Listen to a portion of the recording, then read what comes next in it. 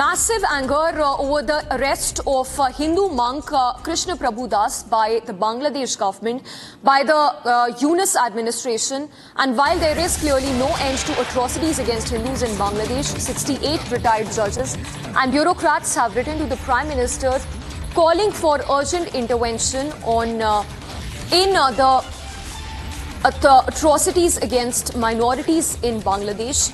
They've said that there is a need for diplomatic measures that should be taken against Yunus administration. So they've submitted an urgent appeal to Prime Minister Modi seeking immediate intervention regarding the growing atrocities against Hindus in Bangladesh. The group, which includes former High Court judges, IS, IPS, IRS and IFS officers, have highlighted the unjust arrest of ISKCON leader Chinmay Krishna Das on fabricated sedition charges. So while the Hindu monk has been sent to 10-day judicial custody as he's been charged with sedition, this is an open letter that's been written by 68 retired judges and bureaucrats to the Prime Minister calling for his intervention. They have said that the government must take diplomatic measures and that there is a need to act in wake of ethnic cleansing of Hindus that is taking place in Bangladesh. We also spoke with J&K former DGP SP Ved on the rising persecution of Hindus in Bangladesh. Listen in to what SP Ved had to say. Yes, we have appealed to the Honorable Prime Minister to intervene and see that what is happening in Bangladesh is put to a stop. I think now too much has been happening over the last few months, and it is basically appears to be the radical elements in Bangladesh forcing the Hindu minority by various means, destroying their places of worship, destroying their homes, their properties, outraging the modesty of their ladies, and the way they are not being allowed even to peacefully protest. You saw only therefore yesterday how Chinmay Krishna Das, who's ISKCON priest, has been arrested on unjust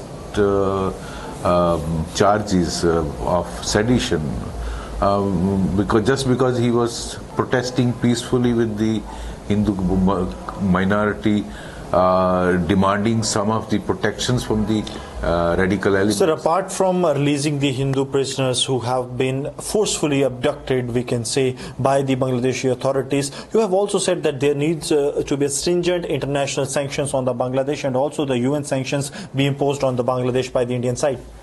Yes, this is an illegal government forced on Bangladesh.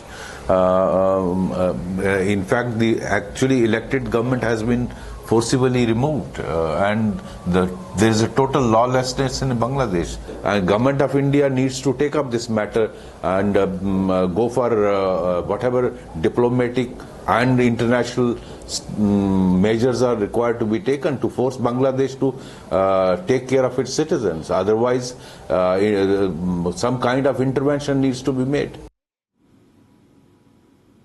All right, so there you heard SP Ved, the former J&K DGP, calling for intervention by the government of India. But let's go across to Yudhishthir Govind Das. He's ISKCON India official. Mr. Das, appreciate you joining us on the broadcast this morning.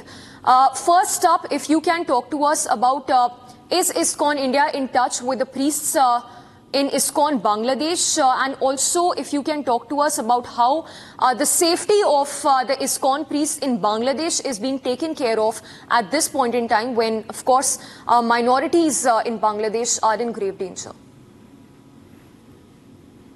Over the past few days, we have been seeing the situation through media, through contacts on the ground, and through other sources that we have available, and all of them basically point out to a very worrisome situation where yesterday you must have seen in many parts of Dhaka and in other parts of Bangladesh, there have been some radical elements who have been coming onto the streets and asking for a ban on the movement and so on and so forth. This is very worrisome because these threats have been escalating over a period of time, and even before that, we had some more people threatening to behead our members. So we have been in touch with the government and asking for the safety of all those concerning, and also the spokesperson of the Sanatan Jagran Manch, Chinmay Krishna Das ji's safety, who has been peacefully protesting and asking for the Hindu rights, Hindu safety to be one of the important elements of the government's aspect. So that's the same thing that all the Sanatani Hindu organizations in Bangladesh have been asking for in a very peaceful manner. Yes. Mr. Das, I'd like to come back to the same point. Is ISKCON India in touch with the priests ISKCON priests in Bangladesh at this stage? Yes, ISKCON is a global entity, so naturally it happens through the local chapters. So yes, we are working through our contacts there on the ground to communicate and to coordinate. Also, a quick follow-up question. Government of Bangladesh, Yunus administration is now mulling a ban on ISKCON Bangladesh. They've called, the AG in Bangladesh has termed ISKCON a fundamentalist organization. If you can talk to our viewers about how ISKCON across the country has been working only to serve the people with no hidden motive whatsoever. Yeah. So ISKCON traces its spiritual lineage to Sri Chaitanya Mahaprabhu, who started the Bhakti movement 500 years ago in Bengal. And many of Chaitanya Mahaprabhu's followers, his own father and others, came from modern-day Bangladesh, Sylhet, Chittagong, Dhaka. So the tradition and the history of Gaudiya Vaishnavism spans centuries, and we have millions of members on both sides of the border. So ISKCON, in its form and shape, has been present in Bangladesh for more than 50 years. And it's not just the spiritual and the cultural aspects that we serve, but we also serve the social and philanthropic aspects. We run orphanages, we run schools, we run medical camps, free food distribution. And whenever there is a disaster, like the recent one in Sylhet, we were perhaps the first responders on the ground, our devotees, our monks, risking their lives, going into the water to ensure that people, irrespective of their caste, gender, race, religion, get food, are safe. So that is the mood with which the devotees in Bangladesh, who are all Bangladeshis who love their country, but they have been just asking for some safety. That's all they have been doing in a very peaceful manner. To call such people anything else is not at all something that a common sense man would do. Mr. Yudhishthir Govindas, we appreciate you having joined us on the broadcast. Really hoping that necessary steps are taken by the government of India as well, diplomatic measures, so as to say, to ensure safety of the priests in Bangladesh. Appreciate you joining us on the broadcast this morning. Thank you.